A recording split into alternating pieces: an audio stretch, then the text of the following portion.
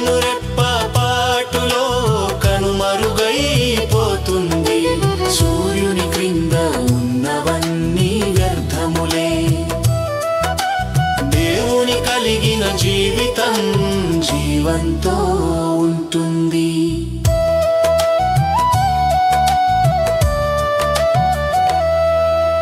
మరణానంతరం మనిషి దేవుని చేరాలంటే దేవునితో పాపమునొప్పుకొని తిరిగి చేయక తుది శ్వాస వరకు శుద్ధుడై జీవించితే అందాల శాశ్వత పరలోకం చేరిపోతాడు.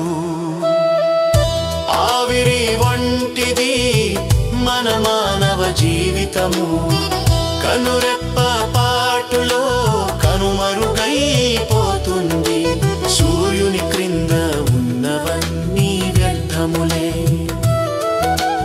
దేవుని కలిగిన జీవితం జీవంతో ఉంటుంది.